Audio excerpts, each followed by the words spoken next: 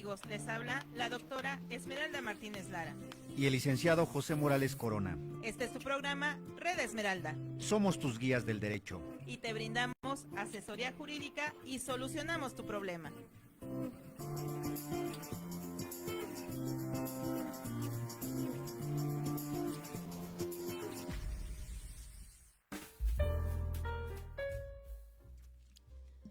Hola, hola, ¿qué tal mis queridos amigos? Pues sean ustedes bienvenidos este jueves caluroso aquí, listos en Red Esmeralda. Les habla la doctora Esmeralda Martínez Lara y recuerden que así nos pueden buscar en redes sociales. Somos sus guías del derecho y me acompaña como siempre. Así es, hola, hola, ¿cómo están? Buenas tardes, pues su amigo abogado José Morales Corona. Pues aquí estamos en este Día del Niño también presentes hablando de temas del derecho, doctora. Gracias.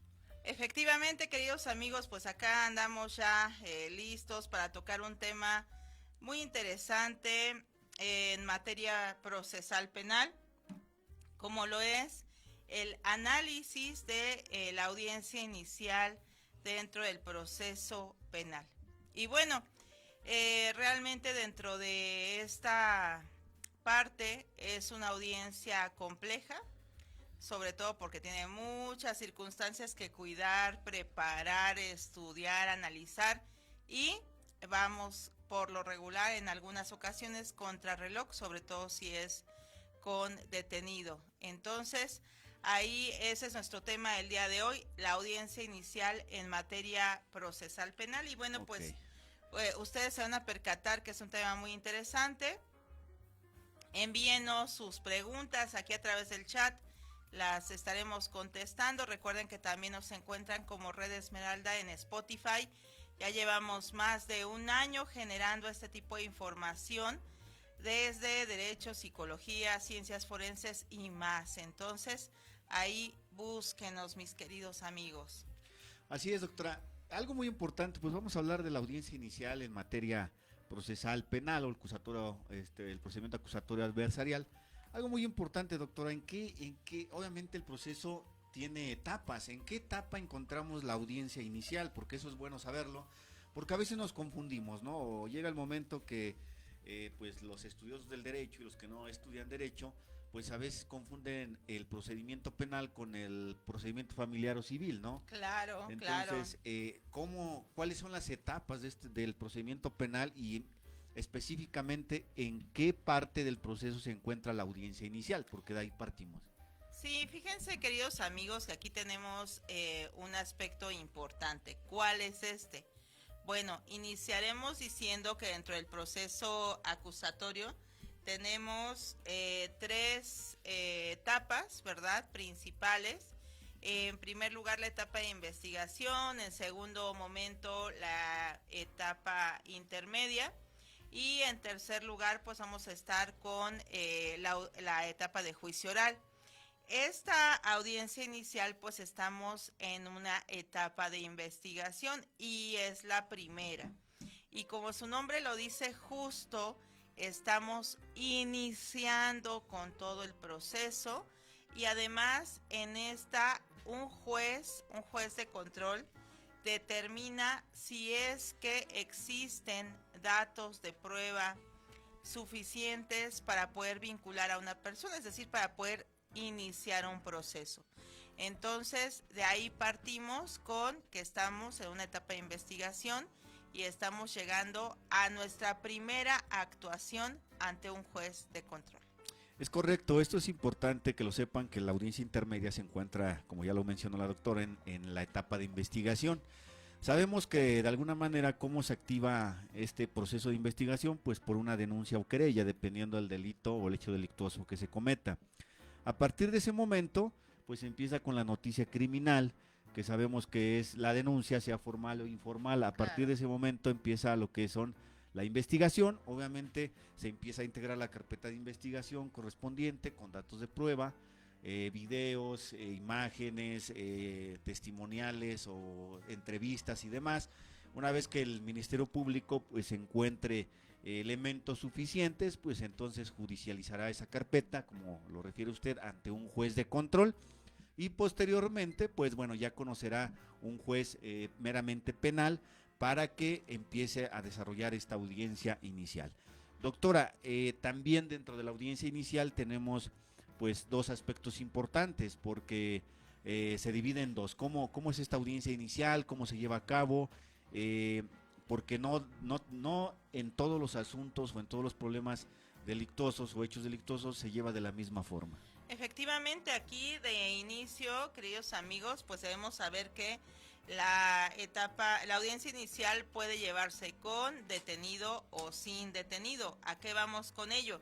Bueno, pues que podemos en ese momento tener a una persona que ha sido conducida a esta audiencia a través de una detención en flagrancia o a través de una orden de aprehensión o con una orden de comparecencia.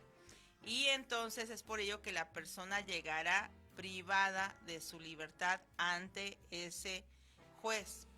Pero si nosotros lo revisamos, de igual manera habrá otra forma de que llegue la persona, y esta será a través de una persona sin detenido, es decir, la persona entrará a audiencia por su propio pie sin mayor inconveniente.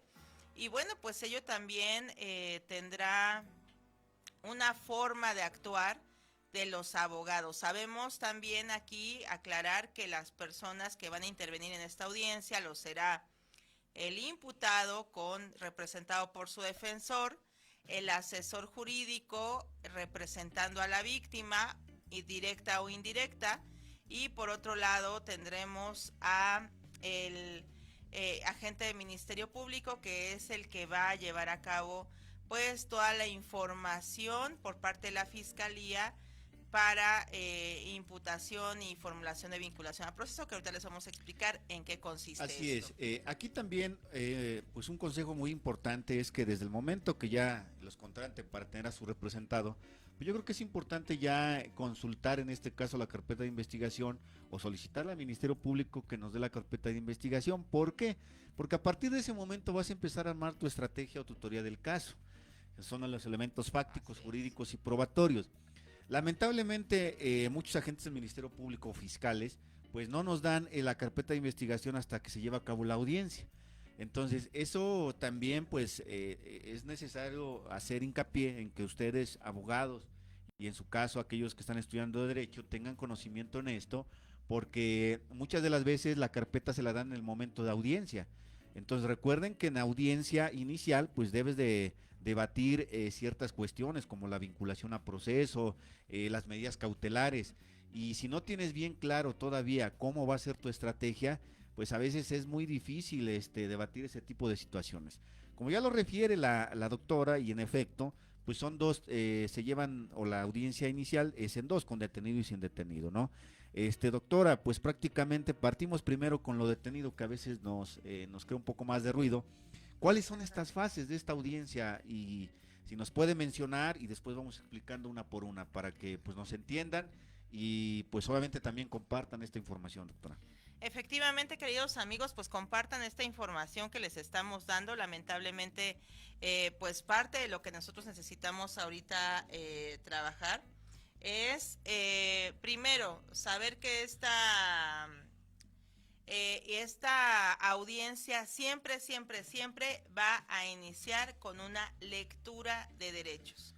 Y esa lectura de derechos será para las personas que intervienen, en este caso será para la víctima y será para el imputado, para los dos. O sea, esto será muy importante que lo tengamos presente nosotros en este caso, sobre todo para preparar ese aspecto. Nosotros vamos a ir a intervenir, por ejemplo, si somos abogados, vamos a intervenir por parte ya sea de víctima o de imputado.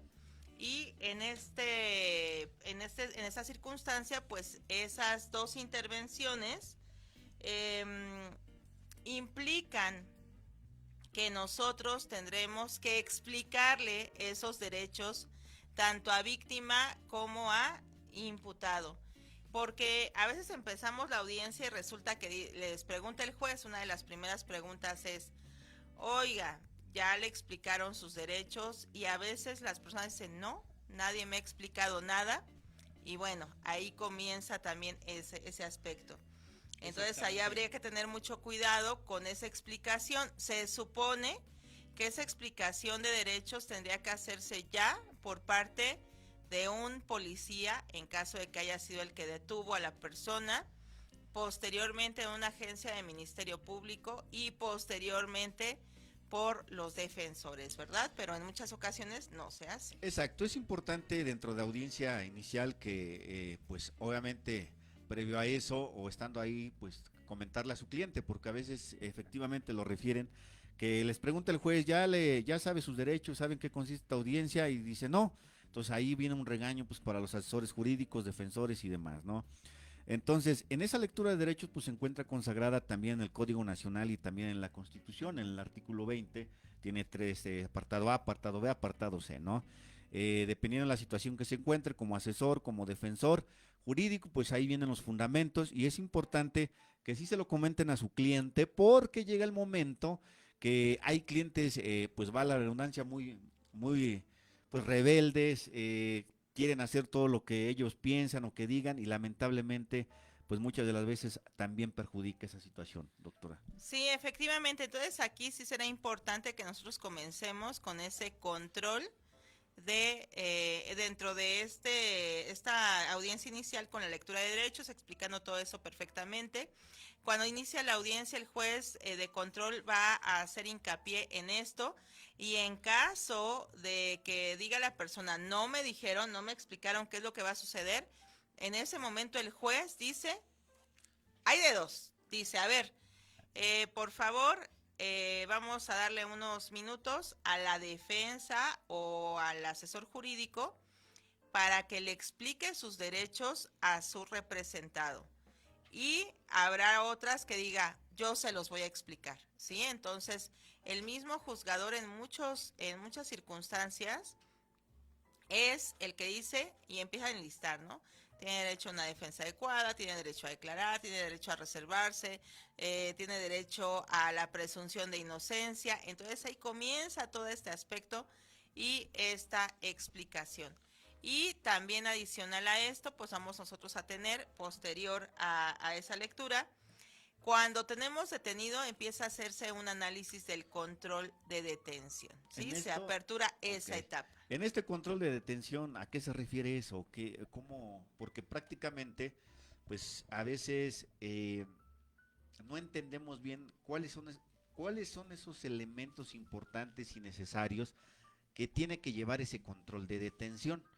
Porque a veces solamente pensamos que es que ya me lo detienen, me lo llevan al Cerezo, al MP y ya no, pero que tiene una esencia como tal. ¿Cuál es ese, doctora? Sí, efectivamente, fíjense, aquí el control de detención, a pesar de que se escucha muy sencillo en esta etapa, no.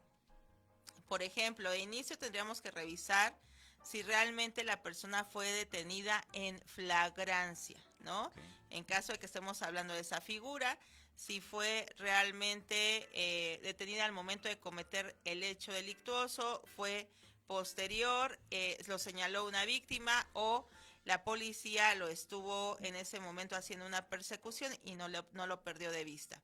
Eso sería básicamente lo que tendríamos que revisar en este caso. Otra, los tiempos, los momentos, es decir, a ver, de que tú dices que se llevó a cabo el hecho, cuándo fue cuando tú lo detienes y posterior a que tú lo detienes, que realmente ese aspecto haya ido en tiempo adecuado, ¿no? Que no hayan por ahí paseado a la persona, otra que no le hayan pegado, que no hayan violentado algún otro derecho humano. Yo aquí lo que más en la materia del litigio que hemos litigado en materia penal me he encontrado con la situación de que los detienen a las 10 de la mañana y no sé dónde los llevan y los ponen hasta disposición a las 4 de la tarde, 5 de la tarde. Entonces, se supone que es lo más pronto, rápido posible para ponerlo a disposición de la autoridad correspondiente. ¿Qué pasaría aquí en esta situación, doctora? Porque nos hemos encontrado con esta situación muchos colegas abogados, ¿no? Porque a veces, supongamos, en pueblos o capitales cercanas, pues la mayor parte de que se encuentran lejos de sus municipios son a 1 hora. no más. Claro. Entonces, ¿qué pasa ahí cuando dices, bueno, pues lo detuvieron a tal hora y lo ponen a disposición hasta las 6 de la tarde? Entonces, yo creo que ahí, ¿qué alegaríamos como abogados en esa cuestión? Sí, claro, ahí pues una privación ilegal de la libertad en caso de que lo hayan detenido y lo anden por ahí paseando. En muchas ocasiones, lamentablemente, también se da el aspecto en que se comienzan a hacer actos de corrupción. Exactamente. Y ello no nos agrada hacer el comentario, pero nos hemos encontrado mucho de esto allá afuera. Que el hecho llegan, lo atienden tipo 4 de la tarde y dicen, bueno, ya a las 7 de la noche, ya decidimos, ahora sí lo vamos a presentar, pero ya han transcurrido esas 3 horas sin ninguna actuación de la forma correcta. La persona que va a ser el que detiene, en este caso a la persona, requiere inmediatamente hacer algo que se llama Registro Nacional de Detención. Ok, ¿desde el primer momento o ya es llegando a un ministerio En público? cuanto ellos puedan, se supone, fíjense, acorde a la capacitación que deben tener, los policías deben tener acceso en todo momento desde un teléfono celular Sí. a un registro nacional de detención, que es una plataforma básicamente donde tienen que subir todos los datos de la persona. ¿Por qué? Porque de no hacerse, eso sí se presta a decir pues que están llevándose o privando ilegalmente de la libertad a alguien, ¿no? Entonces, desde el momento que el policía tiene la intención, está llevando a cabo todo un proceso acorde al Código Nacional de Procedimientos Penales, tiene que hacer ese registro nacional de detención. Y en ese registro nacional de detención, pues obviamente va a aparecer una hora, va a aparecer el nombre completo y el lugar a donde se le está trasladando. ¿Por qué? Pues porque se requiere hacer ese registro. Eso es importante. Y también hay un informe que los policías, en este caso, van a llenar, tienen que llenar, ¿no? Que es el informe policial homologado, que es otro formato que se llena justo llegando a la agencia de Ministerio Público. Algunos lo pueden llenar en el camino, pero por lo regular llegando ya hacen todo este llenado. Situación que nosotros también debemos de tener presente y revisar sobre todo para este control de detención, porque ahí el policía coloca tiempo, modo y lugar de esa detención. Entonces, todo lo que ahí no se encuentre o todas las incoherencias que estén de la detención, ahí van a Por salir. ejemplo, en el análisis de las causas, siempre cuando es con detenido, nos hemos encontrado con la situación de que muchas de las veces se van en libertad estas personas, o nuestros representados, o viceversa, ¿no? Porque a veces el informe policial homologado, pues viene mal redactado, no viene bien. Yo le preguntaría a usted, Ajá, exacto. ese informe policial homologado, que sabemos que lo hemos visto, pero desde su experiencia, es difícil llenarlo para los agentes, para la policía, policías. Es difícil o realmente sí tiene complejidad en esa cuestión, porque pues nosotros somos abogados, ¿no? No llenamos ese tipo de situaciones, ¿no? Pero para ellos sí es difícil esta cuestión porque, pues digo, a veces nos ha tocado como asesores y como defensa, y cuando somos defensa, pues muchas de las veces ahí hay muchas inconsistencias en tiempo, modo y lugar, como usted lo refiere. Sí, efectivamente, no es un formato complejo, es un formato de detalle. ¿Qué viene ahí? Nombre de la persona a la que detienen, horas, lugar, es decir, si yo digo, ¿saben qué? Ahorita detuvieron a una persona aquí en Eje 3 y Cuauhtémoc, muy bien, entonces tienes que narrar en qué esquina, qué existe ahí, hacen un croquis, debería ser bien hecho, debe de estar llenado en ese sentido. Ahora, también les piden ahí que coloquen la narrativa de los hechos, es decir, ¿por qué lo detienen? Cómo estaba, con quién estaba, a la hora que sea. Sí, porque digo, aquí hay una, como usted lo refiere, hay una inconsistencia. Supone que lo subimos a la plataforma a tal hora y yo digo que lo detuve a tal hora, entonces ya es ahí es cuando nosotros como abogados tomamos esas saliditas, ¿no? Claro. Entonces, sin embargo, como usted lo refiere, pues impera muchas de las veces la corrupción, que a veces, pues incluso el mismo Ministerio Público les llena su informe, ¿no? Por ahí nos lo han hacen a modo, comentado ¿no? Lo hacen a esto. modo. Ajá, el detalle aquí viene una complejidad porque a veces el policía que llevó a cabo la detención no es el mismo policía que llena el informe, y a veces nos han comentado que para que quede supuestamente bien lleno, lo termina de llenar el agente del Ministerio Público, situación que no debe hacerse. Total, que es muchas cosas que no debieran ponerse ahí están. Total.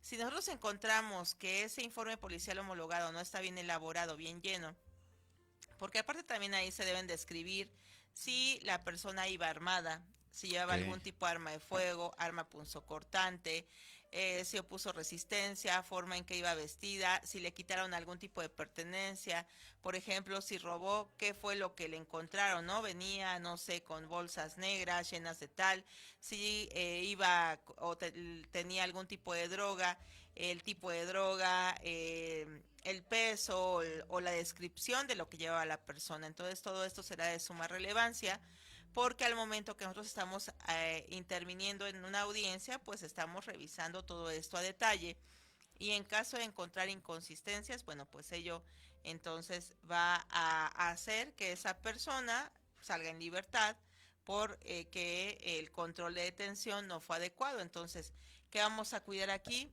Informe policial homologado, vamos a cuidar las horas, registro nacional de detención. También se hace ya dentro de la labor del mismo agente del Ministerio Público, tiene que contar perfectamente las 48 horas que puede estar la persona dentro del Ministerio Público. Entonces ahí se cuenta desde el momento que Lo detiene. se le puso a disposición Ok. hasta el momento de que esta persona pone a disposición del juez de control, y no puede rebasar las 48 horas. Entonces ahí viene pues nuestras matemáticas, ¿no? Sumas, restas y demás, para poder verificar si esto entra y es correcta esa detención.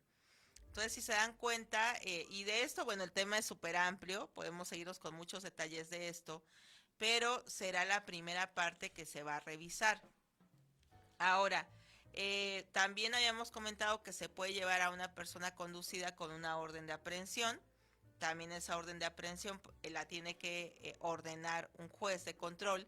El juez de control revisa que los datos de prueba sean suficientes para poder hacer obsequiar esta orden, que es la forma en la Sí, que se tiene que haber hace. elementos, ¿no? Para llevar a cabo. Y en esta orden, porque cuando se libera la orden de aprehensión, la solicita el MP, se hace por audiencia individual o separadamente, ¿no?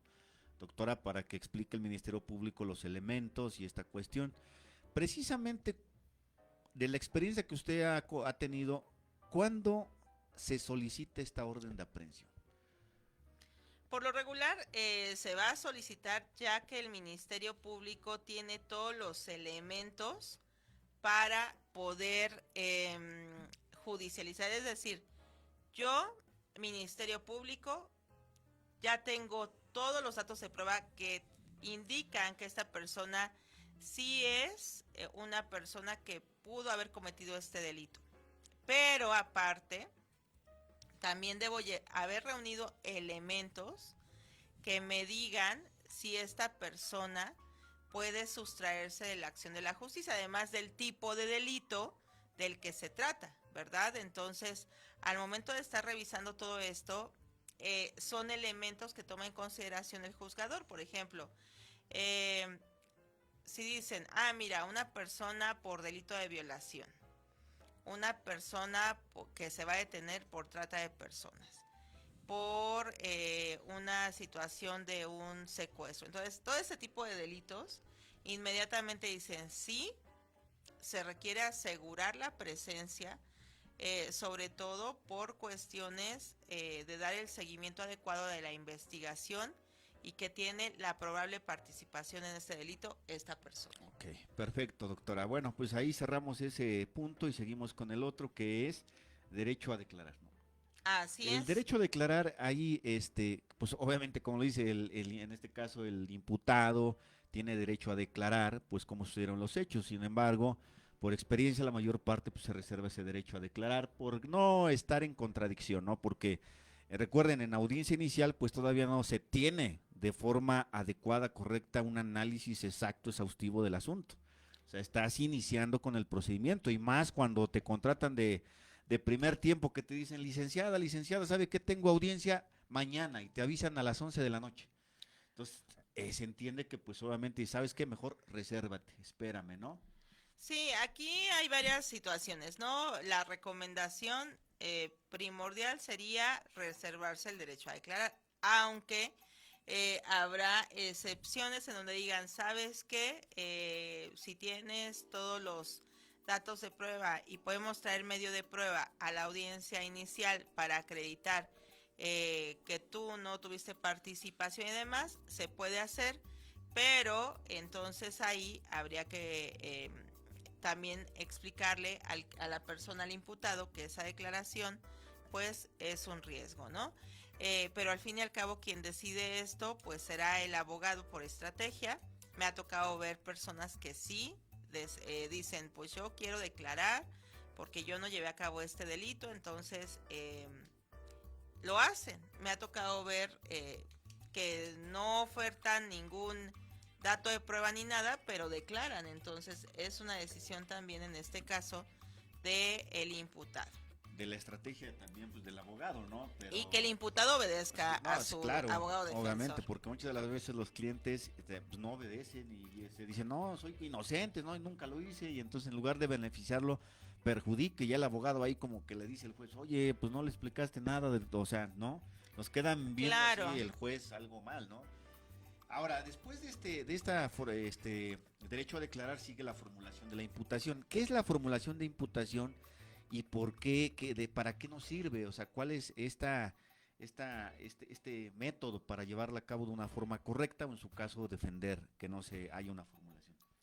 Pues básicamente la formulación de imputación es una información explicativa que da un ministerio público para el imputado y le dice, a ver, hasta el juez le dice, a ver, ponga atención de lo que le van a explicar ahorita porque le están diciendo que usted intervino en un hecho y ahorita le van a narrar cómo fue ese hecho en el delito que dicen que usted intervino. Entonces comienzan a narrar, ok,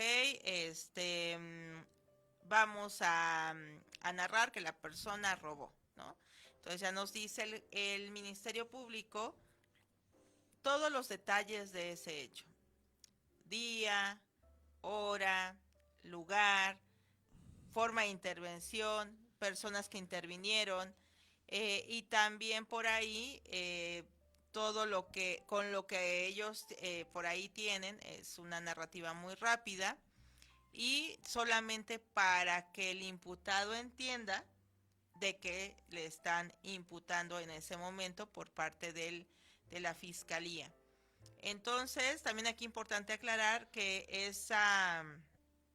el derecho a declarar por parte del imputado, él lo puede hacer en cualquier momento durante la audiencia, pero si hay un momento en el que el juzgador le debe hacer saber este derecho, ¿no? Sí, ahora aquí, doctora, pues obviamente se supone que impera la oralidad, ¿no? O sea, es un principio de oralidad. Lamentablemente yo me he dado cuenta que cuando el Ministerio Público, el fiscal, hace lo que es la formulación de imputación, pues tiene que dar un breve resumen de qué lo está acusando, por qué hecho, dónde está fundamentado y cuál es esa situación de forma constante, tiempo, modo y lugar. A veces me ha tocado que los agentes del Ministerio Público se la pasan lee y lee y lee y lee y en verdad a veces ya hasta es molesto, ¿no? Porque pues llega el momento que dices, bueno, pues entonces ¿qué caso tiene que vengamos, que sean rápido, que sea oralidad, si me vas a leer línea por línea por línea, hasta los fundamentos, ¿no? Entonces a veces sí es desgastante en ese aspecto, doctora. ¿Le ha tocado audiencias en ese aspecto así? Sí, sí me ha tocado varias audiencias en donde hemos tenido la situación en la que el Ministerio Público, en lugar de explicar Pues su de forma imputación, detallada, ¿no? yo entiendo que no nos vamos a aprender las direcciones, por ahí si hay algún tipo de enfermedad, ¿no? Un O término medicamentos, médico. ¿no? Medicamentos más que nada, o zonas así, los Pero la desconozco. generalidad tendría que explicarse. Esto por lo regular no se hace y me ha tocado de dos formas, ¿no? Donde el juez de control sí le llama la atención al Ministerio Público y le dice, agente del Ministerio Público, por favor, su explicación. Pero hay otros que realmente no dicen No, nada. puro leer, y dicen, no inventes, pues mejor... No, la verdad, Ajá, literal, ya todos lo leímos, ¿no? Sí, Ya ¿no? O entonces sea, ya no hacemos nada. Aquí el detalle es ese, ¿no? La parte de la oralidad tendría que respetarse. sí.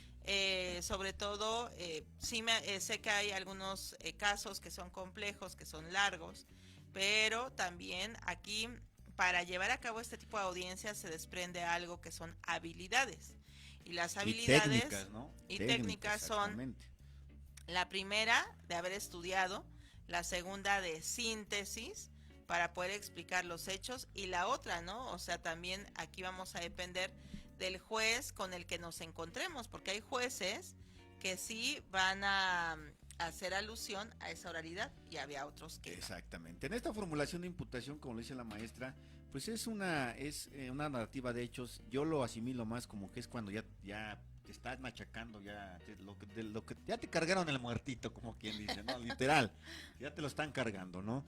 Entonces, después de esa formulación de imputación, aquí viene algo importante, doctora. ¿Qué pasa? Porque muchos tenemos la confusión. Cuando ya se hace formulación de imputación, ¿qué sigue? ¿Medidas cautelares, vinculación a proceso o qué más sigue?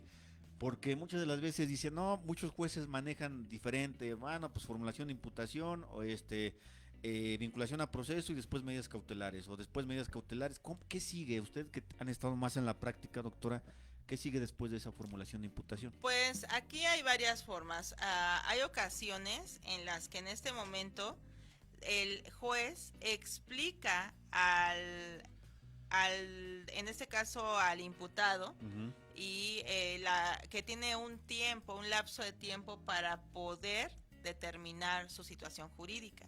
Okay. Y le dice, a ver, usted tiene que elegir. ¿Qué elige? A ver, puede elegir que le resolvamos su situación jurídica en este momento, o sea... Cuando usted habla de situación jurídica, ¿a qué nos referimos? En palabras cristianas, en palabras humanas, porque a veces dice situación jurídica, ¿qué no? O sea... Sí, ahí digamos que si se continúa el proceso con él vinculado a proceso, es decir, con él como que te sujetan a proceso o ya te sueltan te suelto, ahí para ¿no? que no te quedas vinculado, por decirlo de alguna forma. Entonces te dicen, te resuelvo esa situación ahorita en 72 horas o en 144. Pero te dicen, chécalo con tu abogado. Entonces, o vamos a hacer la vinculación a proceso, es decir, otra explicación que hace el Ministerio Público. Y cuando regresemos, cuando terminemos esta, tú me respondes, ¿no? Entonces, como que ahí lo dejan en el aire. Hay otros que te dicen, dime de una vez, van a hacer la vinculación, y otros que te dicen, vamos a vincular, bueno, van a hacer la vinculación a proceso, y cuando termine esta, yo te pregunto. Por eso, doctora, a todos los radioescuchas les comentaba que desde el momento que ya te dice, ¿sabes qué? Tengo un detenido así, lo importante es que te vayas de una vez por las copias de la carpeta, porque por eso es importante. ¿Para qué? Para que cuando llegues a esta etapa de vinculación, pues tengas ya datos de prueba suficientes para debatir esa vinculación a proceso, ¿no? Y lamentablemente, pues nos ha sucedido en la práctica también que, vuelvo a repetir, nos llaman de un día para otro, de unas horas para otro, y pues es imposible. Por eso llega el momento que esas horas las solicitamos a 144 para que podamos ofrecer datos de prueba, entre ellas periciales, entrevistas, documentales y demás, ¿no? Con la finalidad de no vinculación. Ahora, es importante, doctora, destacar aquí que pues muchas de las veces cuando ya son delitos graves que consagra el artículo 19 constitucional, como homicidio, feminicidio, hidrocarburos y demás, lamentablemente por más que le eches ganas y todo, te van a vincular. Yo lo he tomado así y lamentablemente, aunque debatas, lo van a vincular. Miren, aquí el detalle, vamos a irnos a la siguiente parte, que es la vinculación a proceso, para que ustedes sepan que esa vinculación a proceso es otra explicación a detalle que da el agente del Ministerio Público, en donde te dice el hecho de nueva cuenta, tiempo, modo, lugar, tu forma de intervención, tipo de delito que cometiste y todos los datos de prueba con los que cuenta, entrevistas, pruebas materiales, periciales y demás. Entonces ahí lo que narraron los policías, lo que narraron los testigos, ahí te informa todo con lo que cuenta. Pero a la par de que te está informando, también se lo está informando al juez y el juez dice, bueno, yo aquí, con lo que usted me explica, ya tengo una parte de la información. Ahora, ustedes, imputado con su defensa, ¿qué resuelven? ¿No? Ya ahorita el Ministerio Público me solicitó que usted quede vinculado a proceso, pero yo tengo que resolver primero escuchando usted qué me pide. ¿Le resuelvo ahorita? ¿Le resuelvo en 72 horas o le resuelvo en 144? Si nosotros vamos a ofertar datos o medios de prueba, desde este momento podemos decir, solicitamos la duplicidad, la 144, vamos a traer datos y medios y comenzamos una investigación. Ahora, sí hay delitos los cuales ameritan una medida cautelar de prisión preventiva oficiosa, y entonces ahí tenemos que revisar también el tema, ¿no? Ahora, depende mucho de los elementos que nos pueda dar nuestro defendido, en este caso el imputado. A ver, ¿dónde fue la detención? Porque sí me ha tocado que detienen a personas que no son. Exactamente, sí, En alguna ocasión me Confunden. tocó que se llevaron un señor que salió de su casa, era un albañil, iba a recoger en la siguiente esquina a su esposa que tenía un puesto de tamales, y en lo que iba caminando al puesto para que ya metiera a la señora todo lo que llevaba ahí, lo detienen los policías y se lo llevan y le dicen que él estuvo en otro lado y que había matado a una persona, privado de la vida.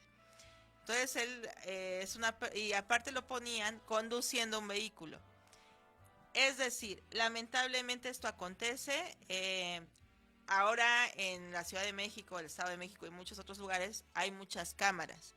Entonces, si nosotros logramos conseguir un video que se note, o sea, donde se vea la detención o donde se vea cómo acontecieron los hechos y que no es como lo están narrando la fiscalía, Sí. tenemos probabilidades. Pero si no tenemos los elementos, entonces ahí sí hay la probabilidad de una vinculación. Ahora, en esa duplicidad de término, ¿qué se hace? Se cierra esta audiencia, pero antes de cerrarse, se tiene que entrar a debate sobre la medida cautelar. Y la medida cautelar, que es la favorita de la fiscalía, pues Claro. es una prisión preventiva. Acorde al tipo de delito, pues puede ser justificada o puede ser oficiosa. Y ahí se abre un debate, dependiendo mucho de los elementos también que tengamos y conocimiento de nuestro cliente, de nuestro caso. Para que, doctora, supongamos en un delito de homicidio, secuestro o de feminicidio, ¿no?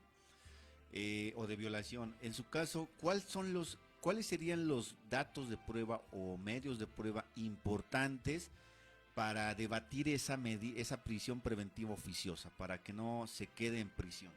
Pues persona. aquí hay dos. Por ejemplo, la prisión preventiva justificada nos abre el debate y podemos ahí argumentar bastantes circunstancias. En ambas, para mí sería importante y prudente ofertar todos los datos de prueba con los que se cuente por parte de nuestro representado, corriendo traslado, pues para demostrar el arraigo de la persona al lugar. En primer lugar, si esta persona trabaja, si esta persona tiene familia, hijos, cuántos años lleva viviendo en donde se encuentra, comprobante de domicilio, INE, si la casa es propia, es decir, todos aquellos elementos que a mí me coloquen. Por ejemplo, apenas teníamos un caso donde la persona ha vivido desde que nació en ese lugar. Entonces, imagínense si una persona ha vivido ahí 27 años, pues sería complejo que se mueva en este momento. Si tiene un trabajo, cuántos años lleva en ese trabajo, si tiene hijos, si tiene esposa. Todo ello nos demuestra que la persona es difícil que se pueda sustraer de la acción de la justicia. Entonces, esos elementos serían los datos de prueba que nosotros debemos manejar para nuestro argumento.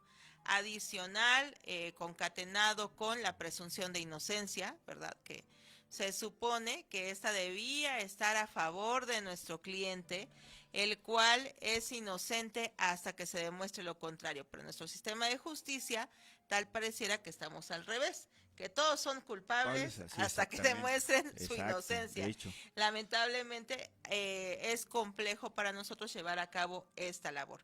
Pero bueno, eso sería la esencia para poder hacer un argumento, además de todos los tratados internacionales a los que debemos de apegarnos. Exactamente. Sí, esto que refiere la doctora es echar énfasis en los tratados internacionales, es fundamental para que puedas tener una defensa más técnica, más adecuada, no solo limitarnos a la propia Constitución y a la propio Código Nacional, sino también existen leyes y tratados internacionales y que nos ayudan en cuestión de dialogar la medida cautelar.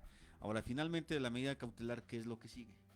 Ok, ya que ahí el juzgador al fin y al cabo nos tiene que decir primero si vincula o no a proceso. Si vincula a proceso, entonces es cuando entramos al debate de la medida cautelar.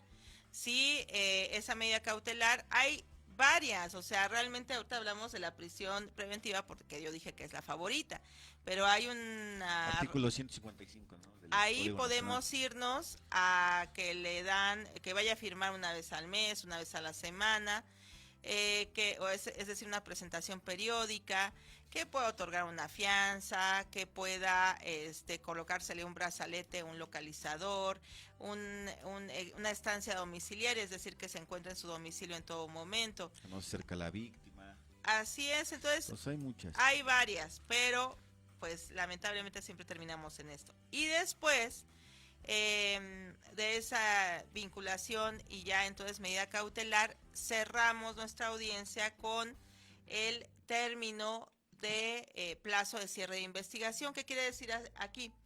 Que si vinculan a la persona, se tendrá que determinar por parte del Ministerio Público cuánto tiempo necesita para poder investigar.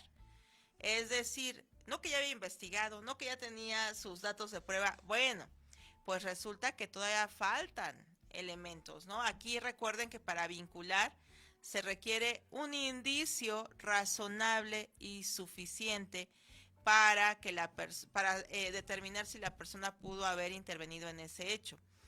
Ahora, aquí, pues para poder ya tener una sentencia de culpabilidad, se requeriría que esa persona tenga todas las pruebas necesarias, todos los dictámenes, todos los testimonios, si van a hacer intervención de teléfonos, todo lo que sea, tiene que estar ahí. Entonces, para eso ese término de investigación complementaria, que va a variar, ¿verdad? 2 meses, 3 meses, acorde a lo que pide el MP, pero no solamente lo que pide el MP. También nos dan vista la defensa para decir, ¿están de acuerdo o no están de acuerdo? Y aquí si no estamos de acuerdo, porque aparte es un término común, claro. Así como tú, Fiscalía, investigas, yo también, defensa, es el lapso de tiempo para reunir todos los datos de prueba y en su momento medios de prueba que vamos a ofrecer en la intermedia. Entonces, ojo, hay que aplicarnos para esa situación. Si ustedes se percatan, esta audiencia es compleja en preparación. Prepárense, estudien, hagan sus argumentos con antelación. Ahora se está estilando mucho esto de las pautas. ¿Qué quiere decir? Como una guía que yo tengo aquí ya para dar seguimiento. Entonces, esas pautas, pues cada uno las elabora para saber lo que sigue. Pero cada caso es distinto. Cada caso lleva una argumentación, una preparación. Hay que saber hacerlo. Saludamos a nuestras seguidoras Dulce Morales, saluditos desde Tlaxcala, saludos hasta allá. Gracias, Laila Corona, siempre un gusto que estés aquí con nosotros. Y a todos nuestros seguidores, recuerden que estamos aquí todos los jueves. Por ahí tuvimos algunas faltas, una disculpa. Nos tocó acudir a audiencia de juicio oral y nos tocó que nos señalaran de un día para otro audiencia, entonces por ahí tuvimos esa situación, pero el equipo de Red Esmeralda Así fue es. a atender esto y ahora estamos de este lado ya listos para compartirles todas las experiencias que nos traemos desde las audiencias. Así es. Pues sí, doctora, muchas gracias a todos los que nos escuchan y estamos aquí siempre los días jueves. Y ya saben, cualquier información pues pueden mandar un teléfono, mensaje por WhatsApp, por Facebook. Ahí estamos para atenderlos. ¿Cuáles son las redes sociales? Pues estamos en Facebook como Abogado José Morales Corona, estamos en Instagram también como Abogado José Morales Corona, en YouTube como José Morales Corona y también en Facebook como Abogado José Morales Corona. Así es, también tenemos la página de Facebook de Red Esmeralda, donde ahí nos pueden contactar. Estamos como capacitadora doctora Esmeralda Martínez, también ahí nos pueden contactar y con el puro nombre Esmeralda Martínez Lara, ahí nos encuentran en Facebook, también nos encuentran en Instagram. Busquen nuestro podcast como Red Esmeralda en Spotify y con mucho gusto también todas las dudas que tengan las pueden dejar aquí en los comentarios y las atendemos con gran satisfacción. Y recuerden que somos sus guías del derecho, estamos con ustedes aquí a través de Producción Radiofónica también todos los jueves y pues seguimos en contacto y nos vemos próximamente a la misma hora. Adiós. Gracias.